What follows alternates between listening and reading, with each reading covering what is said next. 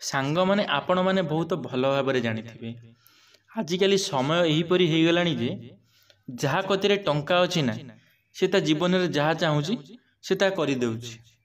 ଆଉ ଗୋଟେ କଥା ଜାଣିଥିବେ, ଯାହା ପାଖରେ ଟଙ୍କା ନାହିଁ ସେ ତ ତା ଜୀବନରେ କିଛି କରିପାରୁନାହିଁ। ଯାହା କତିରେ ବୁଦ୍ଧି ଅଛି ମୁଣ୍ଡରେ, ଯାହା ପାଖରେ ଅଧିକ ବୁଦ୍ଧି ଅଛି ସେ ତା ଜୀବନରେ କିଛି ନା କିଛି ଗୋଟେ କରୁଛି। ଯଦି ତା କତିରେ ଟଙ୍କା ନାହିଁ ସେ କୌଣସି ଗୋଟେ ଟଙ୍କାର ରୋଜଗାର କରି ସେ କିଛି ନା କିଛି କରୁଛି, ତା ଜୀବନରେ ଗୋଟେ କିଛି ନା କିଛି ହାସଲ ସେ କରୁଛି। ତା ଭିତରେ ରହିଗଲେ କିଏ? ମୂର୍ଖ ଲୋକ, ଯାହାଙ୍କ ମୁଣ୍ଡରେ ବୁଦ୍ଧି ନାହିଁ କି ତାଙ୍କ ପାଖରେ ଟଙ୍କା ବା ସମ୍ବଳ ତାଙ୍କ ପାଖରେ ନାହିଁ। ସେମାନେ କ'ଣ କରୁଛନ୍ତି? ସେମାନେ ତାଙ୍କ ଜୀବନରେ କିଛି କରିପାରୁନାହାନ୍ତି। ସେମାନେ ଦୁଃଖ ପାଉଛନ୍ତି, ବହୁତ ଦୁଃଖ ପାଉଛନ୍ତି। ଏ ଦିନିକିଆ ମୂଲିଆ ମଜୁରିଆ ଲୋକ ଯେମିତି କାମ କରୁଛନ୍ତି ସେଇ ବାଗିଆ ମୂଲିଆ ମଜୁରୀଙ୍କ ବାଗିଆ ସେମାନେ କାମ କରୁଛନ୍ତି। ମୁଁ ସମସ୍ତଙ୍କୁ କହୁନାହିଁ, ଆଜିକାଲିର ମୂଲିଆ ମଜୁରିଆ ଲୋକମାନେ ବି ବହୁତ ଟଙ୍କା କମାଉଛନ୍ତି। ସେମାନଙ୍କ ମୁଣ୍ଡରେ ବି ବହୁତ ବୁଦ୍ଧି ଅଛି। ସେମାନେ ଚାହୁଁଛନ୍ତି ବହୁତ ଚାଷବାସ କରି ବହୁତ କିଛି ପଇସା କମେଇ ଦେଉଛନ୍ତି।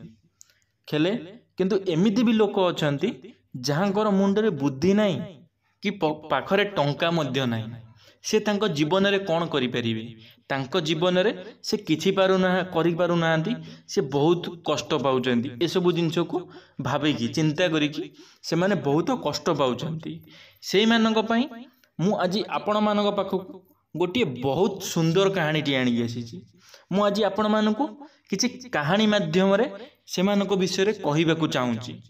ଚାଲନ୍ତୁ କାହାଣୀଟି ଆରମ୍ଭ କରିବା। ଆଶା କରିବି ଯଦି ମୋର এই ଭିଡ଼ିଓଟି ଆପଣମାନଙ୍କୁ ଭଲ ଲାଗିବ, ଆପଣମାନେ ଭିଡ଼ିଓଟି ଦେଖୁଛନ୍ତି ନିଶ୍ଚିନ୍ତ, ହେଲେ ଭିଡ଼ିଓଟିକୁ ଲାଇକ୍ କରୁନାହାନ୍ତି, କମେଣ୍ଟ କରୁନାହାନ୍ତି। ଯଦି ଆପଣମାନେ ଲାଇକ୍ କରୁଛନ୍ତି କି କମେଣ୍ଟ କରୁଛନ୍ତି ତ ଆମମାନଙ୍କୁ ଭଲ ଲାଗିବ ଆପଣଙ୍କ ପାଖରେ ଆମର କିଛି ବକ୍ତବ୍ୟ ରଖିବା ପାଇଁ। ଦୟାକରି ଯଦି ଭିଡ଼ିଓଟିକୁ ଦେଖୁଛନ୍ତି ତ ଭିଡ଼ିଓଟିକୁ ଲାଇକ୍ ନିଶ୍ଚିନ୍ତ କରନ୍ତୁ, ଲାଇକ୍ ବଟନକୁ କ୍ଲିକ୍ ନିଶ୍ଚିନ୍ତ କରନ୍ତୁ, କିଛି ତମ ନିଜର କମେଣ୍ଟ କରିକି ଯାଆନ୍ତୁ। ଆମକୁ ନିଶ୍ଚିନ୍ତ ଖୁସି ଲାଗିବ, ଆପଣଙ୍କୁ ଆହୁରି ଆଠରୁ ଭଲ ଭଲ ଭିଡ଼ିଓ ଦେଖିବାକୁ ମିଳିବ। ଚାଲନ୍ତୁ ଆଜିର ଭିଡ଼ିଓଟି ଆରମ୍ଭ କରିବା। କିଏ ଦୁନିଆରେ ସବୁଠାରୁ ବଡ଼? କର୍ମ ନା ଭାଗ୍ୟ ନା ବୁଦ୍ଧି? ଥରେ ସ୍ୱର୍ଗ ଲୋକରେ କର୍ମ, ଭାଗ୍ୟ ଏବଂ ବୁଦ୍ଧି ତିନି ଜଣ ଏକା ସାଙ୍ଗେ ଦେଖା ହୋଇଥିଲେ। ସେମାନଙ୍କ ମଧ୍ୟରେ ବିବାଦ ହେଲା କି ସବୁଠାରୁ ବଡ଼ କିଏ? କର୍ମ କହିଲା ମୁଁ ବଡ଼, ଭାଗ୍ୟ କହିଲା ମୁଁ ବଡ଼, ଆଉ ବୁଦ୍ଧି ବି କହିଲା ମୁଁ ବଡ଼। ଏମିତି ସମସ୍ତେ ନିଜକୁ ବଡ଼ ବୋଲି ପ୍ରମାଣିତ କରିବାକୁ ଯାଇ ବଚସା କରିବାକୁ ଲାଗିଲେ। ଏହାର କୌଣସି ସମାଧାନ ହେବା ପରିବର୍ତ୍ତେ ବଚସା ଧୀରେ ଧୀରେ ବଢ଼ିବାକୁ ଲାଗିଲା ଏବଂ ଝଗଡ଼ାର ରୂପ ନେଲା। ସେହି ସମୟରେ ନାରଦ ମୁନି ସେହି ବାଟ ଦେଇ ଯାଉଥିଲେ। ସେ ଦେଖିଲେ ସେହି ତିନି ଜଣ ଖୁବ୍ ଜୋରରେ ଝଗଡ଼ା ଲାଗିଛନ୍ତି। ଝଗଡ଼ାର କାରଣ ଜାଣିବା ପାଇଁ ସେ ଯାଇ ସେମାନଙ୍କ ପାଖରେ ପହଞ୍ଚିଗଲେ ଏବଂ କାହିଁକି ଝଗଡ଼ା ଲାଗୁଛ ପ୍ରଶ୍ନ କଲେ। ସେ ତିନି ଜଣ କହିଲେ, ହେ ନାରଦ ମୁନି, ଭଲ ହେଲା ଆପଣ ଆସି ଏଠାରେ ପହଞ୍ଚିଗଲେ। ଏବେ ଆପଣ ନିଶ୍ଚୟ କରନ୍ତୁ, ଆମ ଭିତରୁ ବଡ଼ କିଏ? କର୍ମ, ଭାଗ୍ୟ ନା ବୁଦ୍ଧି? ଏହା ଶୁଣି ନାରଦ ମୁନି କହିଲେ, ଏହି ପ୍ରଶ୍ନର ଉତ୍ତର ଦେବା ମୋ ପକ୍ଷେ ମଧ୍ୟ କଠିନ। ଏଥିପାଇଁ ଆମେ ଏକ ପରୀକ୍ଷା କରିବା। ବର୍ତ୍ତମାନ ଆମେ ପୃଥିବୀ ଲୋକକୁ ଯିବା। ସେଠାରେ ଆପଣଙ୍କ ମଧ୍ୟରୁ ପ୍ରତ୍ୟେକ ଜଣେ ଜଣେ ବ୍ୟକ୍ତିଙ୍କ ଘରକୁ ଯିବେ ଏବଂ ସେମାନଙ୍କ ପାଖେ ବାସ କରିବେ। ସେହି ବ୍ୟକ୍ତିମାନଙ୍କ ମଧ୍ୟରୁ ଯେଉଁ ବ୍ୟକ୍ତିର ସବୁ କ୍ଷେତ୍ରରେ ଉନ୍ନତି ଘଟିବ, ତାଙ୍କ ପାଖରେ ଯିଏ ବାସ କରୁଥିବେ ସେ ହିଁ ସବୁଠାରୁ ବଡ଼ ବୋଲି ପ୍ରମାଣିତ ହୋଇଯିବ। ତାପରେ ସାଥୀ ହେଇ କର୍ମ, ଭାଗ୍ୟ ଓ ବୁଦ୍ଧି ପୃଥିବୀ ଲୋକକୁ ଗଲେ। ସେଠି ସେମାନେ ଜଣେ ଗରିବ କାଠୁରିଆକୁ ଦେଖିଲେ। ସେମାନେ ସ୍ଥିର କଲେ ଯେ ସେହି କାଠୁରିଆର ଘରେ ପ୍ରତ୍ୟେକ ଜଣକ ପରେ ଜଣେ ସପ୍ତାହେ ଲେଖାଏଁ ରହିବେ। ଯାହାର ରହିବା ସମୟରେ କାଠୁରିଆଟି ସବୁଠାରୁ ବେଶୀ ଉନ୍ନତି କରିବ ସେ ହିଁ ସବୁଠାରୁ ମହାନ ବୋଲି ସମସ୍ତେ ସ୍ୱୀକାର କରିବେ। ଏହାପରେ କର୍ମ ପ୍ରଥମେ କାଠୁରିଆ ସହିତ ଗଲେ। କର୍ମ ଆସିବାରୁ କାଠୁରିଆର ଶକ୍ତି ବଢ଼ିଯାଇଥିଲା। କାଠୁରିଆଟି ସବୁଦିନ ଯେତିକି କାଠ କାଟୁଥିଲା ତା 2 ଗୁଣ କାଠ କାଟିବାକୁ ଲାଗିଲା। एते काठ काटुथिबार देखि से खूब खुशी होईगला। सबु काठ बजार रे बिक्री करी खूब भल पैसा कमेइब बोली भाबिला। किंतु से एते गुड़िए काठ उठेई बजार को नहीं पारु नथिला। से प्रत्येक दिन सेतिकी काठ काटे जेतिकी ता हाथ रे धरी थाए। से सेतिकी काठ नहीं बजार को बिक्री करने को जाए। आगरु जेतिकी टंका मिलुथिला सेतिकी टंका ही मिले। एपरी भाबरे एक सप्ताह बीतीगला। काठुरियार घरे कर्मवास करिबा फलरे से काठ तो अधिक काटुथिला, मात्र एथिरे तार कौनसी आर्थिक अभिवृद्धि घटु नथिला। एहा परे पड़िला भाग्यर पाली। भाग्य कहिले कर्म द्वारा तो किछि हेई पारिला नाही। एबे देख मु सप्ताहे भितरे किपरि से काठुरिया को सफल करई देखाउछि। तापरे भाग्य जाई से काठुरियार घरे प्रवेश कले। भाग्य रहिबा फलरे दिने काठुरिया को जंगल मध्यरु एक सुनार भर्ती ब्याग मिलिला। सेही ब्याग को से निजस घर को नहीं आसिला। वर्तमान काठुरिया पाखरे अनेक संपत्ति, मात्र कौन ओ बुद्धिर अभाव फलरे से सही संपत्ति सबू भूल बाटरे मूर्खामीर सह उड़ेइबा को लागिला। ठीक रूपे खर्च न करिबारु से समस्त संपत्ति सप्ताह भितरे शेष होईगला। आउ काठुरियार कौनसी उन्नति होई पारिला नाही। समय सरीजिबारु भाग्य ता घरु बाहरी गले। एबे पाली पड़िला बुद्धिर। से जाई प्रवेश कले काठुरियार घरे। देखंतु सांग माने गोटिए कथा रही आसीची आग काल ठारू, बसी खाइले नई बाली सरे। आपण माने बहुत भल भाबरे जानिथिबे बसी खाइले नई बाली सरे। एहार कारण कौन आपण माने जानते? आर माने हेउची जदि आपणको पाखरे किछि टंका आसुची ताहाले ताकू भल बाटरे लगाओ, भल कर्मरे लगाओ।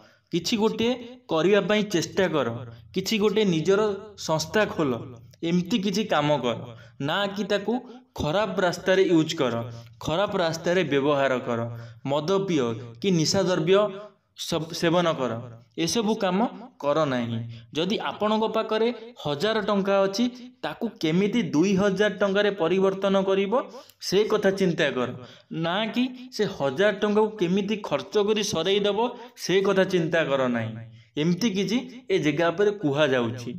जहाँ भी आपणको पाखरे अछि ताकू भल काम रे लगाओ, भल कर्म रे लगाओ।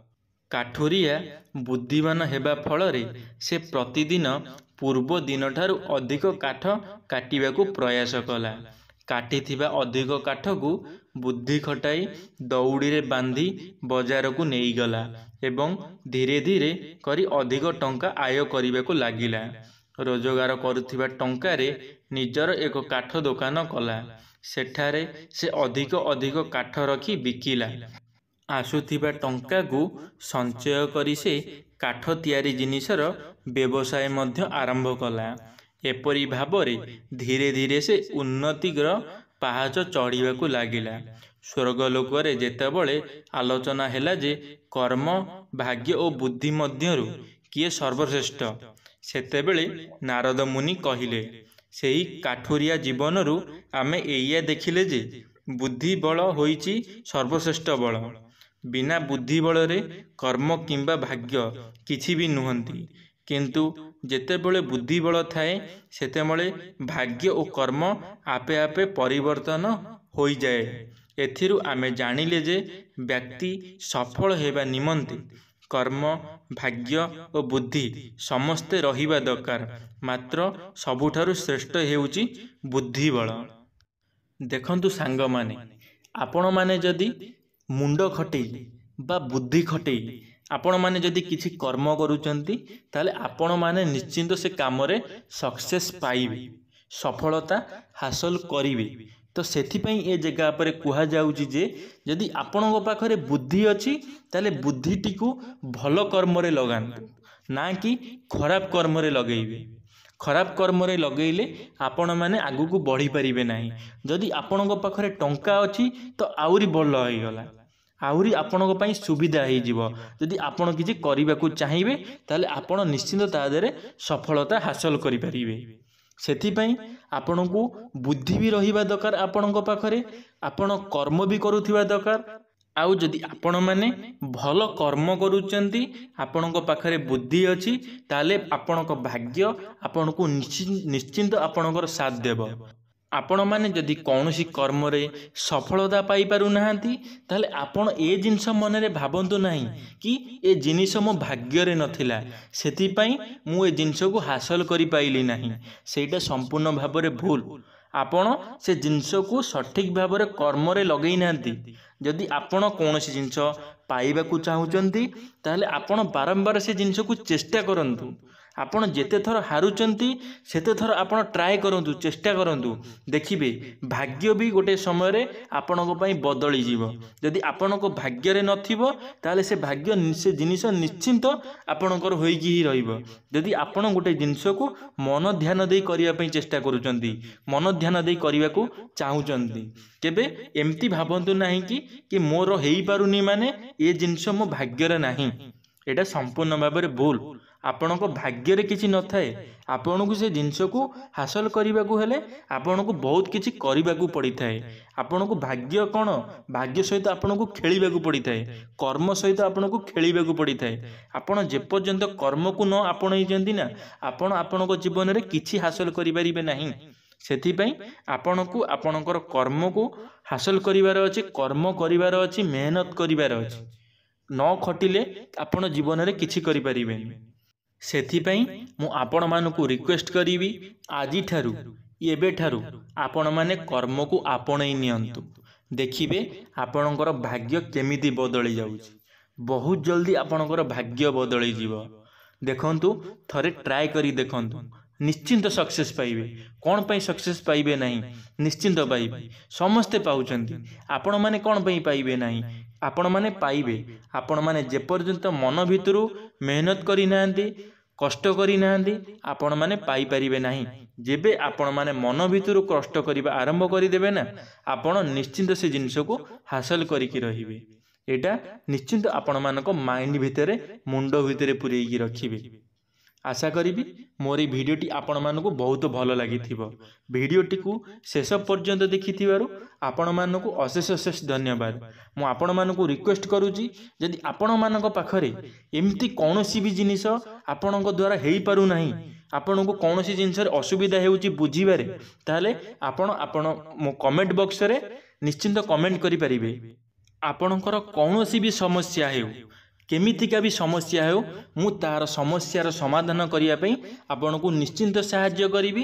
ନିଶ୍ଚିନ୍ତ ଆପଣଙ୍କର ସମସ୍ୟାର ସମାଧାନ ହୋଇଯିବ। ଧନ୍ୟବାଦ ସାଙ୍ଗମାନେ। ଆଶା କରିବି ମୋର এই ଭିଡ଼ିଓଟି ଆପଣମାନଙ୍କୁ ଭଲ ଲାଗିଥିବ। ଯଦି ମୋର এই ଭିଡ଼ିଓଟି ଆପଣମାନଙ୍କୁ ଭଲ ଲାଗିଥିବ, ଲାଇକ୍ କରିବେ, ସାଙ୍ଗମାନଙ୍କ ମଧ୍ୟରେ ସେୟାର କରିବେ। ଯଦି ଆପଣମାନେ ଆମ ଚ୍ୟାନେଲରେ ପ୍ରଥମ ଥର ପାଇଁ ଆମ ଟକିଂ ଅଲ୍ ୟୁଟ୍ୟୁବ୍ ଚ୍ୟାନେଲକୁ ସବସ୍କ୍ରାଇବ୍ କରି ବେଲ୍ ଆଇକନ୍କୁ ଅଲ୍ରେ କ୍ଲିକ୍ କରିବେ। ହଁ, କମେଣ୍ଟ କରିବାକୁ ଭୁଲିବେ ନାହିଁ। ଧନ୍ୟବାଦ। ଜୟ ଜଗନ୍ନାଥ।